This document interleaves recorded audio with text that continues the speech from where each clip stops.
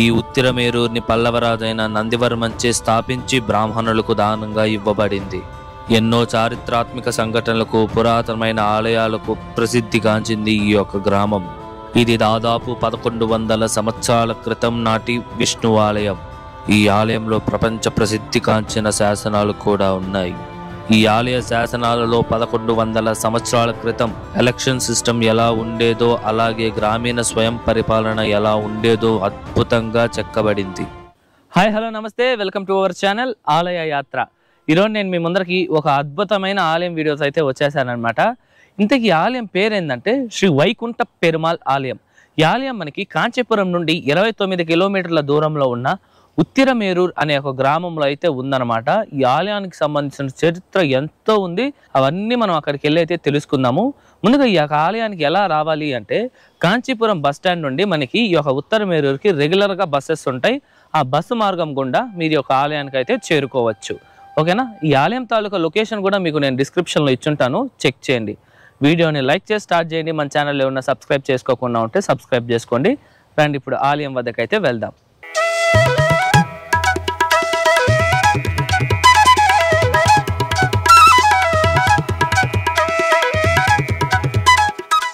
ఇదేనండి నేను మీకు చెప్పిన శ్రీ వైకుంఠ పెరుమాళ్ ఆలయం. ఈ ఆలయం చరిత్ర తెలుసుకునే ముందు మనం ఈ ఆలయం యొక్క టైమింగ్స్ అయితే తెలుసుకుందాం. ఈ ఆలయం ప్రతిరోజు ఉదయం 7:30 నుండి సాయంత్రం 5 వరకు అయితే భక్తులకు అందుబాటులో అయితే ఉంటుంది. ఆ టైంలో మీరు వచ్చి ఆలయాన్ని అయితే దర్శించండి. రండి ఇప్పుడు మనం ఈ ఆలయం యొక్క పూర్తి చరిత్రను తెలుసుకుందాం. ఈ ఆలయంలోని శాసనాల ప్రకారం పల్లవరాజైన నందివర్మన్ 730 నుండి 795 సంవత్సరాల ప్రాంతంలో ఈ యొక్క కాంచీపురం చుట్టుపక్కల ఉన్న ప్రదేశాలన్నిటినీ పరిపాలించారు. ఈయన 13 సంవత్సరాలకే పల్లవరాజుగా పట్టాభిషేకం కూడా చేశారనమాట. ఈ నందివర్మన్ పల్లవ సామ్రాజ్యాన్ని దాదాపు 65 సంవత్సరాల పాటు పరిపాలించారు. ఈ 65 సంవత్సరాల పరిపాలనలో 750వ సంవత్సరంలో ఈ ఉత్తరమేరూరు గ్రామాన్ని ఆయన స్థాపించి శ్రీ వైష్ణవ సమాజానికి చెందిన వేదిక బ్రాహ్మణులకు ఈ యొక్క గ్రామాన్ని దానంగా ఇచ్చారు. పూర్వం ఈ యొక్క ప్రదేశాన్ని ఉత్తరమేరూరు చతుర్వేది మంగళం అని పిలిచేవారండి.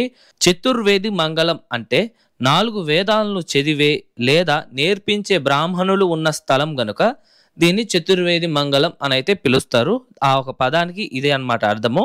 ఈ ఆలయాన్ని 8వ శతాబ్దంలో నందివర్మన్ అయితే నిర్మించారనమాట.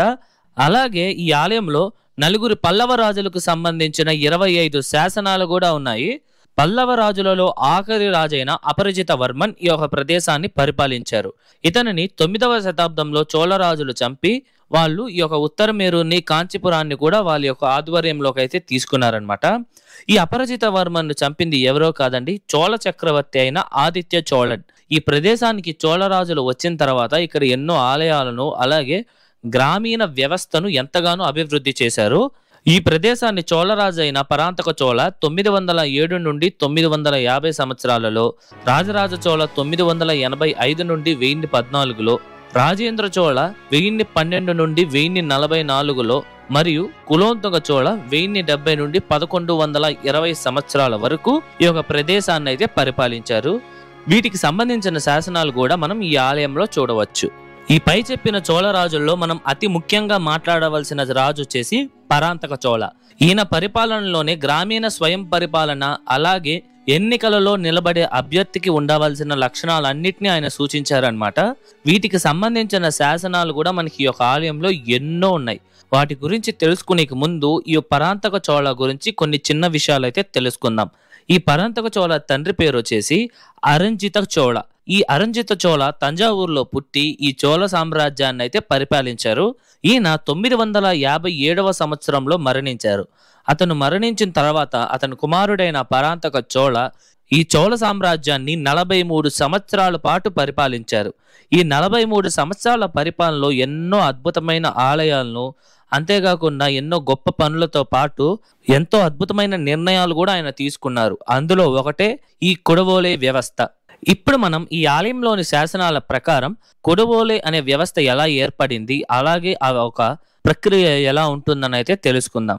పూర్వం ఈ యొక్క ఉత్తరమేరూరులోని గ్రామస్తులందరూ కలిసి వాళ్ళ నాయకుడిని వాళ్లే ఎంచుకోవాలి అని వాళ్ళకు ఒక ఆలోచన అయితే వచ్చిందనమాట. అప్పుడు వాళ్ళని పరిపాలించే చోళరాజైన పరాంతక చోళకి చెప్పగా పరాంతక చోళ వచ్చి వాళ్ళ యొక్క విన్నపాన్ని వెంటనే అంగీకరించారు. అప్పుడే ఈ యొక్క పరాంతక చోళ ఈ కుడవోలై అనే ఒక వ్యవస్థను అయితే ఏర్పాటు చేశారనమాట. మన భాషలో చెప్పాలంటే కుడవోలై అంటే ఏంటంటే బ్యాలెట్ ఓటింగ్ సిస్టమ్ అండి. అంతే, పేరు రాసి చీటీలు వేసేస్తాం కదా, అదే వ్యవస్థనే కుడవోలై వ్యవస్థ అని అయితే పిలుస్తారు. ఈ యొక్క వ్యవస్థ వాళ్ళ నాయకుడిని ప్రజలే నిర్ణయించుకునే విధంగా ఉంటుంది. ఈ కుడవోలే అనే ఒక పదానికి అర్థం ఇంకొంత సమయంలో అయితే చెప్తాను. ఇప్పటికీ మీకు కుడవోలే వ్యవస్థ గురించి కొంచెమైనా అర్థమైంది అనుకుంటున్నాను.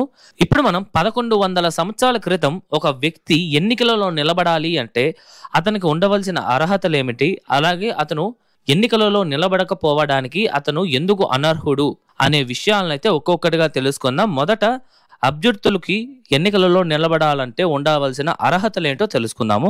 ఫస్ట్ది, అతనికి సొంతంగా భూమి మరియు ఇల్లు ఉండాలన్నమాట. రెండోది, అతని వయసు 35 నుండి 70 సంవత్సరాలు ఉండాలి. మూడోది, ఆ వ్యక్తికి వేదాలు తెలిసి ఉండాలి, అలాగే బ్రాహ్మణ జ్ఞానం కూడా కలిగి ఉండాలన్నమాట. నాలుగోది, అతనికి వ్యాపారంలో నైపుణ్యత కూడా కలిగి ఉండాలి. ఐదోది, ఆ వ్యక్తికి కనీసం ఒక వేదం మరియు 4 భాషలు అతనికి తెలిసి ఉండాలి. ఈ 5 ఉన్న ఆ వ్యక్తి ఈ ఎన్నికల పోటీలలో నిలబడే అధికారం అతనికి వస్తుందన్నమాట. ఇప్పుడు మనం ఒక వ్యక్తి ఎన్నికలలో నిలబడడానికి ఎందుకు అనర్హుడో కూడా చూద్దాం. మొదట, ఆ వ్యక్తి పోటీలలో నిలబడే 3 సంవత్సరాల క్రితం వరకు ఆ గ్రామంలో ఎటువంటి కమిటీ సభ్యుడిగా ఉండకూడదు. అలా ఉంటే అతను ఎన్నికలలో అర్హత ఉండదు. రెండోది, అతను కానీ అతని బంధువులు కానీ పన్నులు సరిగ్గా కట్టకపోతే అతను అనర్హుడు. మూడోది, మద్యం సేవించడం, బ్రాహ్మణుల్ని చంపడం, దొంగతనం, వ్యభిచారం మరియు నేరస్తులతో సావాసం. ఇప్పుడు నేను మీకు పై చెప్పిన ఈ యొక్క 5 పనులను మహాపాపాలుగా పరిగణించి వాళ్ళను పోటీలలో నిలబెట్టరు. నాలుగవది, ఇతరుల సొత్తులను వాళ్ళు అపహరించినా కూడా వాళ్ళు ఎన్నికలో నిలబడలేరు. ఐదోది, ఇది ఆఖరిదన్నమాట, జంతువు మాంసాలను తినేవారిని కూడా ఎన్నికల పోటీలలో తీసుకోరు. ఇప్పుడు అర్థమైంది కదా ఎవరిని తీసుకుంటారు, ఎవరిని ఎన్నికల పోటీలలో తీసుకోరు అని. ఈ యొక్క ఎన్నికలలో ఎంపికైన ఒక అభ్యర్థిని ప్రజలు వాళ్ళ నాయకుడిగా ఎలా ఎంచుకుంటారో చూద్దాము. మొదట, ఎంపికైన ఒక అభ్యర్థి పేర్లన్నిటినీ తాటాకుల మీద రాసి ఆ ఆకులన్నిటినీ ఒక కుండలో అయితే వేస్తారనమాట. వేసి బాగా షఫుల్ చేసి ఒక పిల్లవాడిని పిలిచి ఆ తాటాకు ఎత్తి పక్కనున్న పూజారికి ఇమ్మంటారు. ఆ ఒక పూజారి ఏం చేస్తారంటే ఆ తాటాకును ఓపెన్ చేసి అక్కడ ఏ అభ్యర్థి పేరు అయితే ఉంటుందో ఆ ఒక అభ్యర్థి పేరును అక్కడుండే రాజు, సైనికులు, అలాగే అక్కడ ఉన్న గ్రామస్తులందరికీ వినపడేలాగా గట్టిగా అయితే చెప్తాడు, అందరికీ వినిపించేలాగా. అప్పుడు ఆ ఒక అభ్యర్థి ఎవరైతే చెప్తారో పూజారి, ఆ అభ్యర్థులనే ప్రజలు వాళ్ళ యొక్క నాయకులుగా అంగీకరించాలన్నమాట. ఈ విధంగా ప్రజలు వాళ్ళ యొక్క నాయకుల్ని 1100 సంవత్సరాల క్రితం ఎంచుకునేవారు. నేను ఇంతసేపు మీకు చెప్పిన నాయకుడిని ఎంచుకునే ఆ ఒక ప్రక్రియ అంతా ఈ యొక్క మండపంలోనే జరిగిందనమాట. ఇక్కడ రాజువారు కూర్చోంటారు, రాజువారి పక్కనే సైనికులు అలాగే మంత్రులు ఉంటారు. రాజు వెనకాల ఈ ఆలయంలో అప్పుడు ఉండే పూజారి ఎవరో ఆయన ఉంటారనమాట. ఇక్కడ రాజులు వాళ్ళు కూర్చొని ఆ ఒక ప్రక్రియ అంతా జరుపుతూ ఉంటారు. అలాగే ఆ పోటీలో నిలబడిన అభ్యర్థులు, అలాగే ఈ యొక్క ఉత్తరమేరూరు అనే ఈ గ్రామంలోని గ్రామస్తులంతా ఈ యొక్క ప్రాకారం ఉంది కదండి, ఇక్కడైతే మొత్తం నిలబడుకునే ఉంటారనమాట. ఈ యొక్క ప్రదేశంలోనే ఈ యొక్క ప్రక్రియ మొత్తం ఈ యొక్క ప్రదేశంలోనే జరిగింది. సరే, ఈ కుడవోలే అనే పదానికి అర్థం ఏంటో ఇప్పుడు మనం తెలుసుకుందాం. తమిళ్లో కుండెం అంటే కుండ అని అర్థం వస్తుంది, ఓలై అంటే తాటి ఆకు అని అర్థం వస్తుంది అనమాట. కుడవోలై అంటే తాటాకు అలాగే కొండ. ఈ యొక్క పదార్థాల్లో జరిగే ప్రాసెస్ కనుక ఈ యొక్క ఎన్నికలు కుడవోలై వ్యవస్థ అని పేరు పెట్టేశారు. ఇంతకీ గెలిచిన ఒక అభ్యర్థి యొక్క పదవి కాలం ఎంతో తెలుసా అండి? కేవలం 360 రోజులు మాత్రమే. ఆ 360 రోజుల్లో అతను చేయవలసిన పనులు మరియు బాధ్యతలు ఏమిటంటే ఈ గ్రామ శాసనసభలోని వివిధ ముఖ్యమైన కమిటీలను ఏర్పాటు చేసి వాళ్ళు చేసే ఆ ఒక పనిని పరిశీలించడం మాత్రమే. ఆ కమిటీలు వచ్చి తోట కమిటీ, నీటి కమిటీ, న్యాయ పర్యవేక్షణ కమిటీ, 4వది వచ్చేసి బంగారు కమిటీ.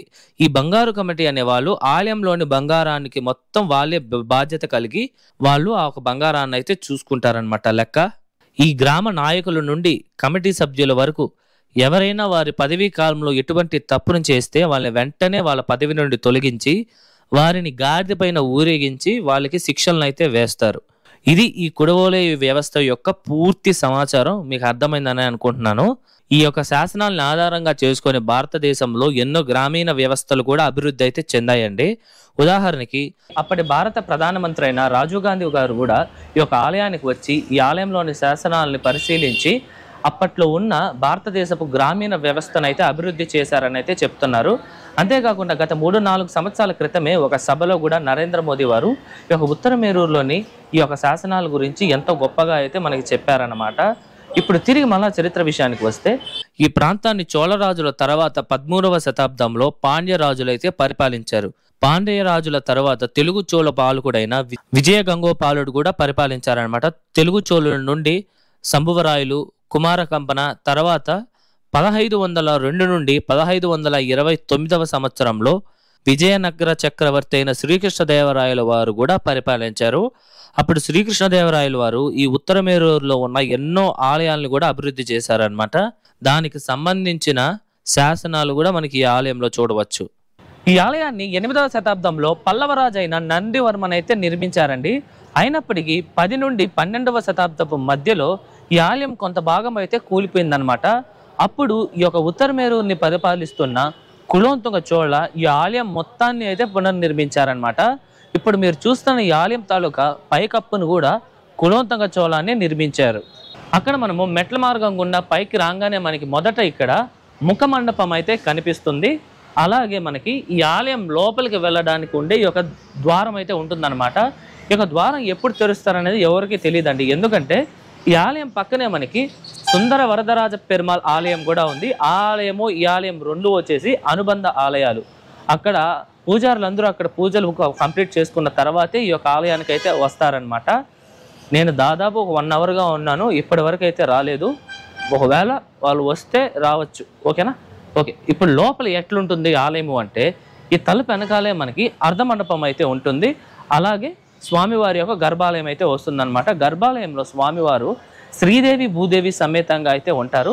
ఇక్కడ స్వామివారిని వచ్చేసి వైకుంఠ పెరుమాళ్ అని అయితే పిలుస్తారనమాట. అలాగే ఇక్కడ లక్ష్మీదేవి అమ్మవారికి ప్రత్యేక మందిరం కూడా ఉంది. అమ్మవారిని ఆనందవల్లి తాయారుగా అయితే పూజిస్తారు. ఈ యొక్క ఆలయంలో మనకి వైకుంఠ ఏకాదశి, అలాగే శ్రీకృష్ణాష్టమి, శ్రీరామనవమి అంతా చాలా ఘనంగా అయితే జరుపుతారు. ప్రస్తుతం ఈ ఆలయం మొత్తం ఆర్కియాలజీ సర్వే ఆఫ్ ఇండియా వాళ్ళ యొక్క ఆధ్వర్యంలో అయితే ఉందన్నమాట.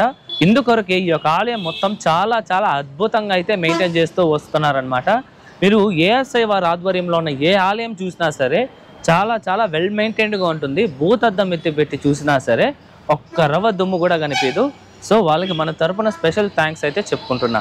ఇదండి వాళ్ళ వీడియో ఎలా ఉంది, నచ్చిందా? ఐ హోప్ ఈ ఆలయం తాలూకా పూర్తి చరిత్ర మీకు అర్థమయ్యేలా నేను చెప్పాను అనుకుంటున్నాను. మీకు ఎటువంటి డౌట్స్ ఉన్నా సరే కామెంట్స్లో తెలియజేయండి, నేను మీకు పక్కా రిప్లై ఇస్తాను. అలాగే ఈ యొక్క ఉత్తరమేరూరులోనే ఉన్న కైలాసనాథర్ ఆలయం కూడా మన ఛానల్లో ఉంది. ఆలయాల తాలూకు లింక్స్ మీకు డిస్క్రిప్షన్లో ఇచ్చుంటాను, చెక్ చేయండి. ఈ వీడియోలో ఉంది నచ్చిందా? నచ్చితే లైక్ చేయండి, మీ ఫ్రెండ్స్ అండ్ ఫ్యామిలీస్కి అయితే షేర్ చేయండి. మర్చిపోకుండా మన ఛానల్ని అయితే సబ్స్క్రైబ్ చేసుకోండి. మరొక అద్భుతమైన ఆలయం వీడియోతో మీ ముందరకు వస్తే అంతవరకు మీ శివవరప్రసాద్ సైనింగ్ ఆఫ్.